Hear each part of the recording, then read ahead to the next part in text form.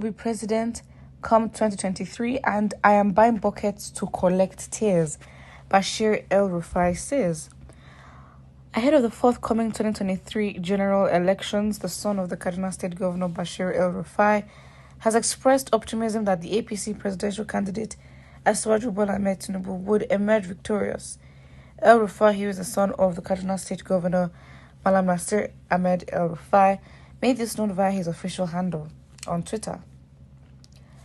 Bola Ahmed Tinubu will be the next president and I am buying buckets to collect tears to use as fertilizer in one of my farms when the time comes. It will recall that Bashir El-Rufai, who is also contesting for a seat at the National Assembly, recently won the APC House of Representatives ticket for Kaduna North Federal Constituency. Tinubu is expected to face formidable political opponents, including the Atiku Abubakar of the PDP, Peter Obi of the Labour Party, and Rabi Musa Kwakwanso of the NNPP.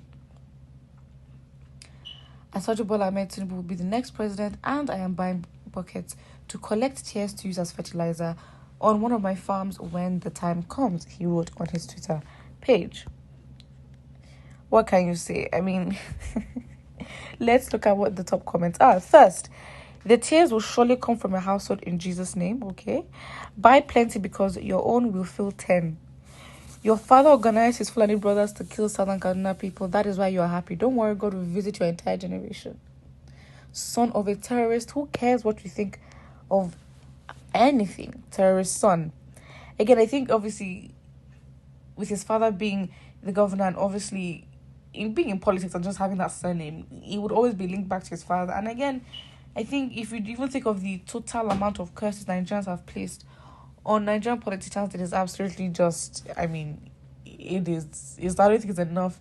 I think it's even too much to fill Nigeria's land area. Do you think your father will be the vice president? That is why you're saying that. It is you that will cry and your tears will be collected in drums.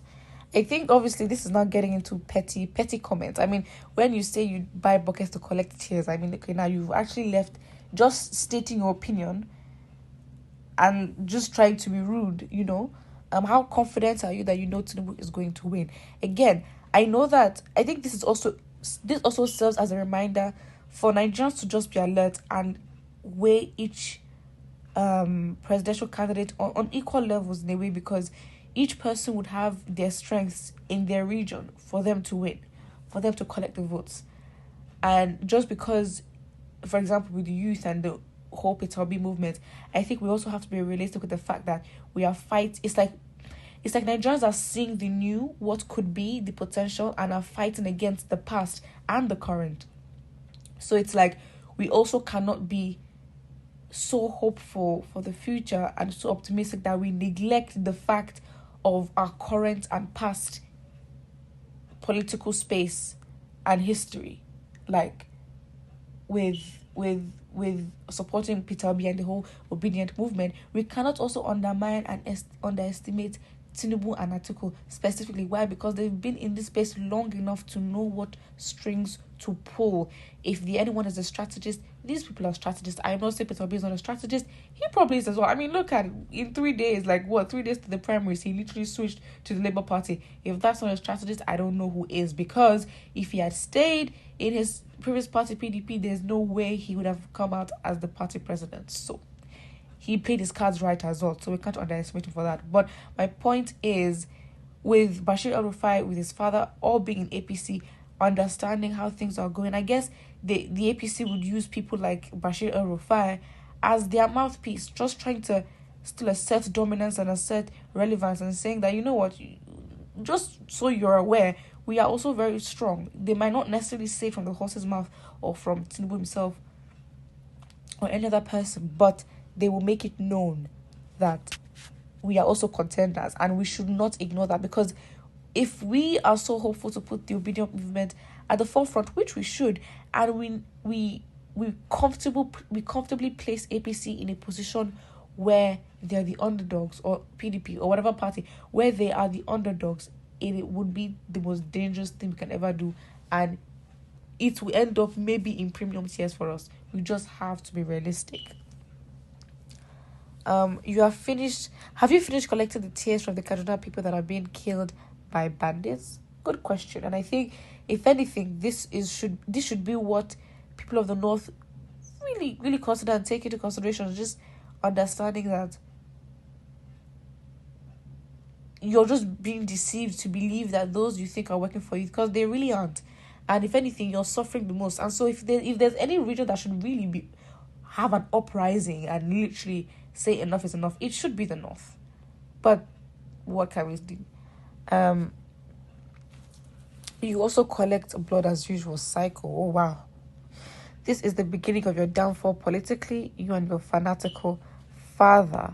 Again, I think what hurts, or not even what, I'm not going to say hurt, what is very disappointing, it's a thing where currently you know who you're fighting against, and then you have these politicians literally breeding their children to follow in their footsteps, because that's what it is. I mean, look at his father. And there's several others as well, whereby it's like, oh, now we need to go research into these families. Like, why is it a thing where you must be in politics? You know, because you're rich enough. I mean, these people are literally rich enough to go abroad, yeah? These kids, politicians' children, like, you are rich enough to go abroad. You're rich enough to have your education anywhere in the world. You're actually rich enough to do anything you want. And then, in your own mind, you're not a child, in your own adult mind, you choose to follow the footsteps to still oppress your own people. Yeah, you are the problem.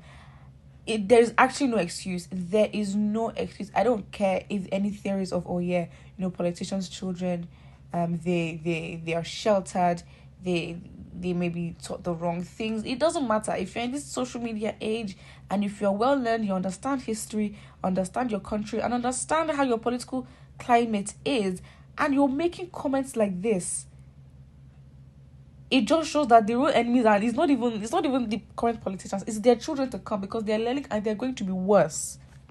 That is basically what is happening. And I think this is the reason, this even solidifies the reason why this government needs to change, and we need to take it seriously, because the ones that are coming after their fathers, they are going to be worse. Dear son of Mr. Governor, if I were you, I'll be more worried about the tears I may be collecting in 2022 due to insecurity in the country. That's the thing. It's like, it's just hard to understand. Like, it's a different thing if you come from a corrupt family, or your family is in the corrupt business. Okay, fine. You can't, as I say, don't blame the kids for the sins of their fathers. Okay, great, fantastic. But you could just be quiet in shame or whatever. You could just be quiet. You have the resources. You have the resources to literally just stay quiet, build a business, travel abroad. But no, you want to come into the same system and milk. Though your fathers have, it will not work. You will be stopped. Put what you think about this in the comment section below. And don't forget to like and subscribe.